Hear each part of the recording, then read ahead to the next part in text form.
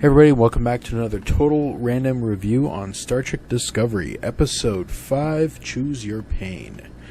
And before we get started with the review, please remember that there are a number of spoilers in this review, so if you do not like spoilers, please stop watching now and watch the episode. If you don't care about spoilers, please continue. Alrighty, so let's start off with my initial thoughts on this episode. I thought that the episode was pretty good. The story was pretty good as well. We get some background information on Lorca, and that's pretty cool. And finally, we get introduced to Harry Mudd and Lieutenant Ash Tyler. Let's move on to the synopsis. So before I get started on this, last week's episode, I split the synopsis between Klingon arc and Discovery arc. There was a lot of jumping between Discovery and the Klingon ship, but it involved Discovery crew. So I'm going to do a regular synopsis and not split it up this time around. So, with that said, the episode starts off with Michael dreaming that she's hooked up to the spore drive in place of Ripper. She screams in pain as the drive gets activated and then suddenly wakes up to a snoring Cadet Tilly. Later we see Michael speaking to Dr. Kolber, where she explains that she feels that Ripper is getting ill from all the spore jumping. The doctor agrees to check Ripper out. At a starbase, we see Captain Lorca in a meeting with Starfleet brass. Admiral Cornwell is ordering Lorca to dial back on the use of the spore drive, since the Klingons may have figured out the importance of Discovery. They want to outfit the rest of the fleet with spore drives. Lorca tries to convince her that benching the Discovery in this manner is not a good idea, but it seems that the Admiral has made up her mind. After the meeting, Captain Lorca and Admiral Cornwell are talking about Michael Burnham. She is not a fan of the idea of having Starfleet's first mutineer not face justice. Lorca quotes Starfleet Regulation 13982, which allows him to conscript virtually anyone in time of war, which is what he did. He also goes on to explain that when he took command of Discovery, he was given the fullest latitude to fight the war as he saw fit. He asks if she is uncomfortable with the power that he has been given. She evades the question by stating she was his friend. He gets up to leave and explains that it's his ship, his way. On his way back to Discovery by shuttle, it gets attacked by a Klingon D-7 battlecruiser. It gets pulled in by tractor beam, and the Klingons rush in. They kill the pilot and take Captain Lorca prisoner. Back on Discovery, Saru is being briefed by Admiral Cornwell about Lorca's abduction. She orders him to get Lorca back, as there is fear that the Klingons may know about the spore drive and are trying to get more information out of Lorca. After giving orders to the crew, we see his threat ganglia pop out as Burnham walks onto the bridge. She overhears that they are going to make a number of spore jumps, and she brings up her concerns for Ripper. Saru asks if she has proof that the jumps are causing him harm, but she explains that at the moment she does not. Saru orders her to focus at the task at hand, and that there would be no more discussion on this matter until they get Lorca back. Captain Lorca wakes up on a Klingon prison ship with Harry Mudd huddled over him. He explains where they are and how he got there when two Klingon guards walk in and asks them to choose their pain. Mudd points to a beaten Starfleet officer on the ground, and the guards proceed to beat the crap out of him, and they end up killing him. After the Klingons leave, Mudd explains that to prevent prisoners from bonding with each other, the guards regularly ask them to choose their pain. You can either take the beating yourself, or pass it on to a prison mate. Lorca notes that Mudd was oddly bruise-free, to which he replies that it is because he chooses wisely. Back on Discovery, Michael approaches Stamets with Dr. Kolber, and explains that the spore drive is killing Ripper. He reminds her it was her idea to use a living creature as the navigator in his engine. Basically, this was your idea, so you better figure out how to fix it. Back on the prison ship, Lorca comes across another Starfleet officer, Lieutenant Ash Tyler. Here we learn that Ash served on the USS Jaeger and was taken prisoner at the Battle of the Binaries. which would mean he has been a prisoner for 7 months. Lorca points out that no one can take Klingon torture for 7 months. Ash explains that the Klingon captain of the ship they are on has taken a liking to him. Harry Mudd's pet spider Stuart pops up and steals the food that Ash was offering to Captain Lorca a moment ago, and gives it to Mudd, who eats it. Lorca and Ash protest. Mudd explains that it's Starfleet's fault that he is reduced to doing such things. He blames them for starting the war, as the Klingon guards come back and take Lorca away. Back on Discovery, Stamets, Tilly, and Burnham are working on a way to not use Ripper with the spore drive anymore. They eventually come to the conclusion that all they need to do is hook up a compatible species to the drive, one that is willing. This should avoid the potentially deadly taxing experience that Ripper is experiencing. Back on the Klingon ship, we have L'Rell questioning Captain Lorca about his ship. He, of course, is not being helpful at all, and she starts to torture him with bright lights because he suffers from extreme photosensitivity. Back on Discovery, they believe they may have found a ship that has Lorca on it, so Saru orders them to activate the spore drive. They inform him that Stamets has taken it offline. This leads Saru to head to the engine room, where he learns that they are trying to work on a way to not use Ripper, which Saru is not happy to hear, because he had earlier ordered Burnham to drop the matter until they get Lorca back. She explains that they are on the brink of solving this issue by using Ripper's DNA on a human. He reminds her that eugenics are banned in the Federation, and she agrees, and explains that that is why they need more time. Saru has had enough. He orders Stamets to get Ripper ready for the jump, and orders Burnham to confine herself to quarters. Back on the Klingon ship, Lorca is returned to his cell. He immediately walks up to Mudd and grabs his pet spider and rips out a transmitter. He explains to Ash that Mudd is spying on them for the Klingons, that during his interrogation the Klingon captain repeated something to him that he had said to Ash earlier. Mudd uses this opportunity to shed some light on Lorca's past to Ash. Apparently 1 month into the war, Captain Lorca's previous ship was defeated, and that he was the only survivor. Lorca corrected him and said that they were defeated, and the alternative to his original decision would have been painful public torture on Kronos. He was not about to let that happen to his crew, so he destroyed his own ship to help his crew avoid what was waiting for them on the Klingon homeworld. Back on Discovery, they make their jump to where Lorca is, and Ripper collapses and goes into a state of extreme cryptobiosis by reducing the water content of its body to less than 1%. Its vitals have also slowed to the point that they can no longer detect them, as explained by Dr. Kolber to Saru. Saru dismisses the information and orders them to rehydrate Ripper and get him ready for another jump. The doctor explains that the creature is in survival mode, and by doing so, they might kill it. He also points out that he believes that Ripper may be sentient. Saru explains that if that is the case, he will take full responsibility. The doctor refuses to do harm to the creature, so Saru orders Stamets to follow through with his orders, to which Stamets agrees.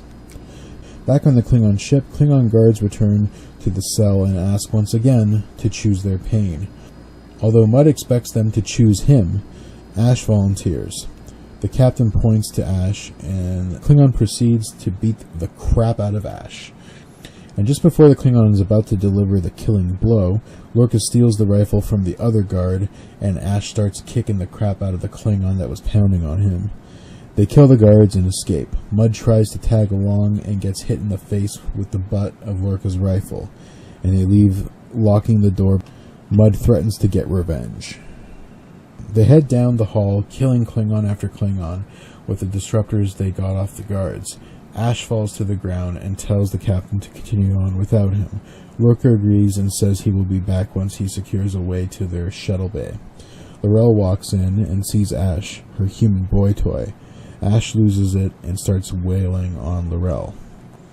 The captain returns and fires a shot at Laurel. He misses but hits the wall. The shot ricochets off the wall and hits her in the face. She falls to the floor screaming in agony as the shot is burning her flesh. Lorca and Ash make it to a raider but have 5 raiders pursuing them. Lorca sees the Discovery in the distance and heads over. On the bridge, Saru is holding off attacking because of the erratic maneuvers that the lead ship is making. He comes to the conclusion that the other raiders are pursuing the lead raider and thus must be their captain. He orders to hail the ship. It ends up being Captain Lorca, who orders them to transport them aboard. The raider gets destroyed, but not before Ash and Lorca return to the Discovery. A jump is ordered by Lorca. Saru confirms with Stamets if Ripper was ready. Stamets confirms, and they get out of there. After escaping, Saru congratulates Stamets on a job well done, but there is no response. They scan the engine bay and discover that Stamets' life signs are in distress. Saru heads to this engine room to find an unconscious Stamets on the ground inside Ripper's spore chamber. We discover that he injected himself with Ripper's DNA. Stamets wakes up and seems to be alright, which he expressed with a burst of laughter.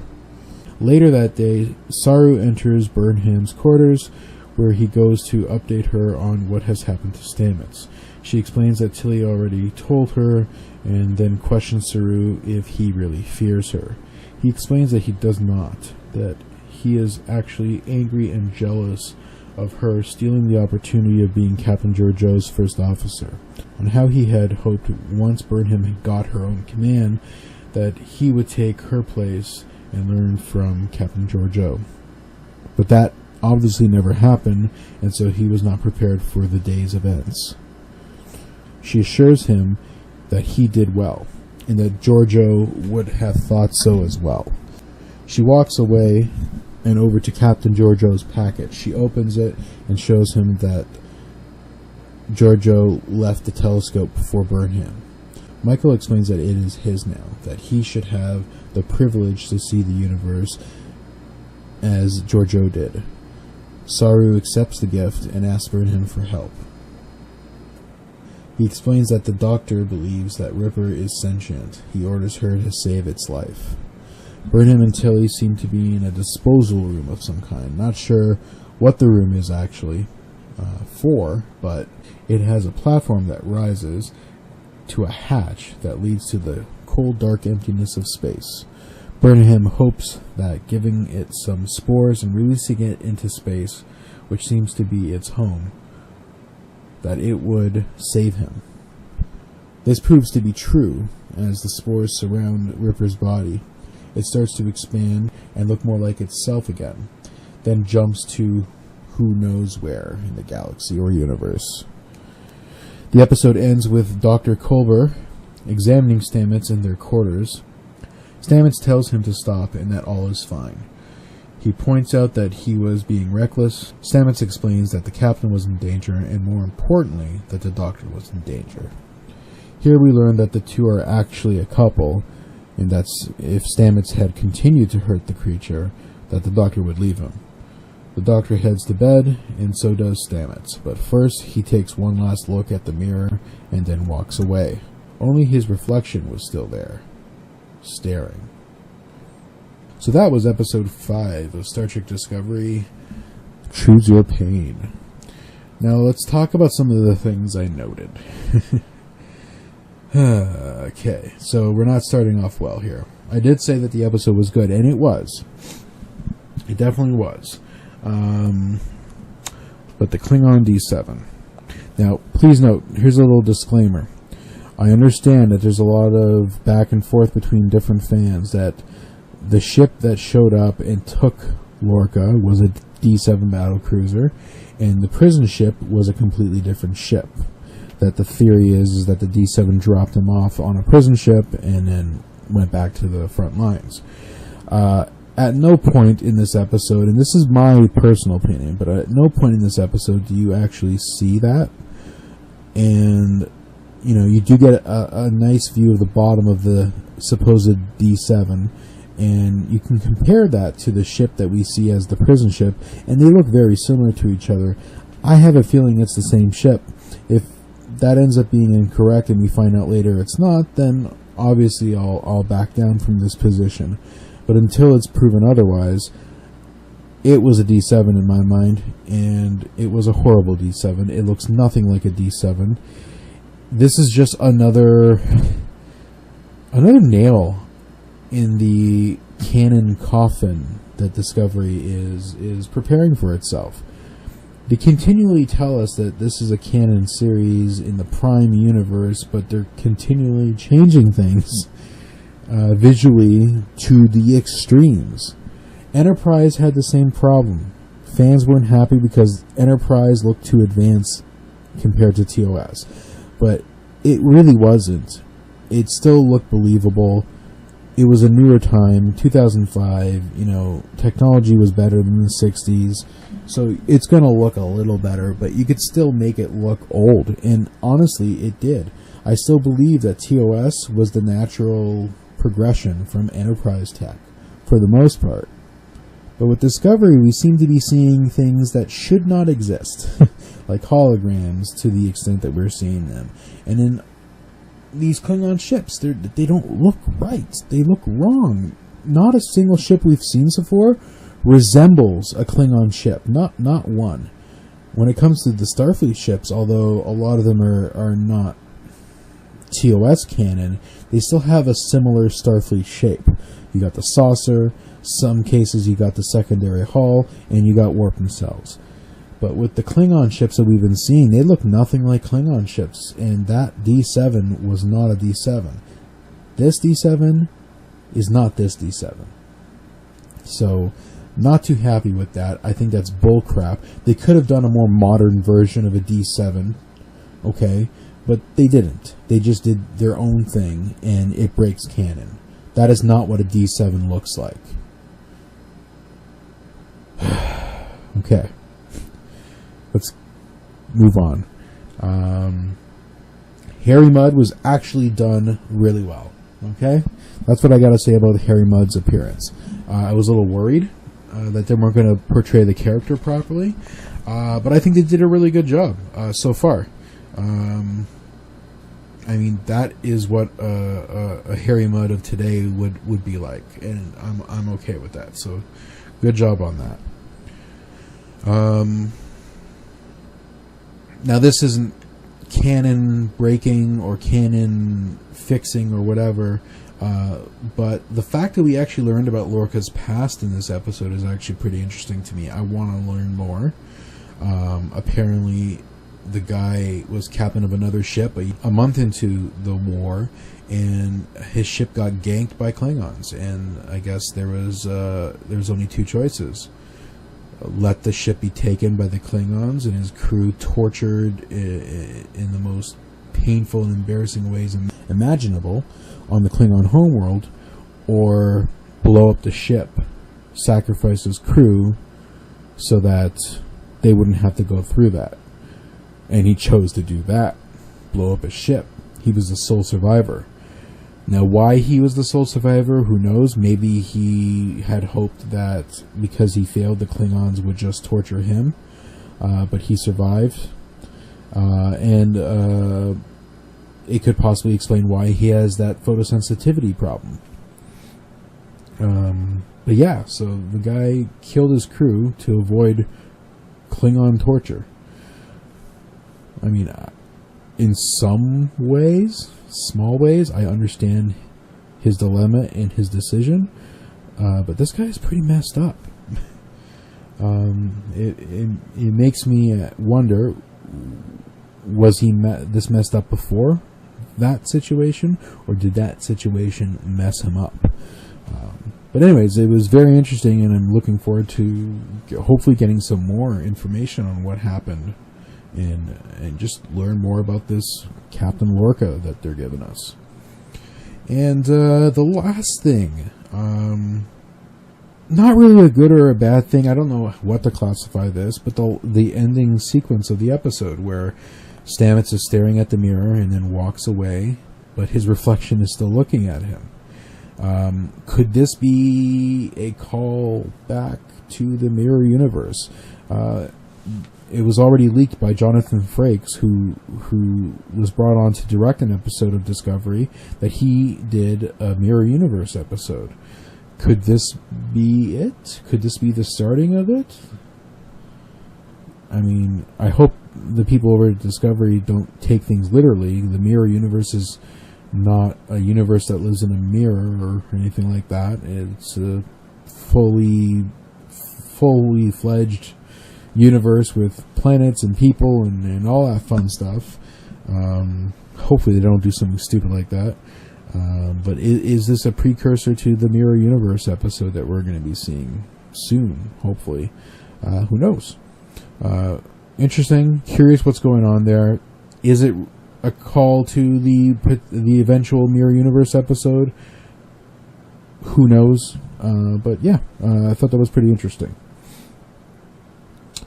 And that is it, everybody. That is everything I noted. Everything that I noted that I felt was worth mentioning.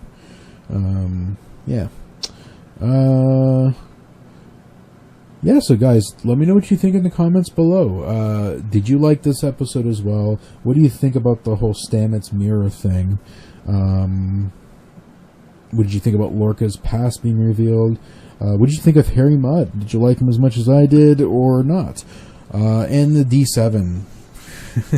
Are you okay with this change to this classic design that was carried over even to Enterprise, which takes place before this series? Or what? Which I think Enterprise had D5s or D6s, I can't remember, but they had their own version, and yeah, it looked like a Enterprise version of a classic D7 from TOS. But anyways, what do you guys think? Is this earth-shattering, canon-breaking for you, or is it something that you guys can live with? I know it's pissing the hell out of me, but what do you guys think?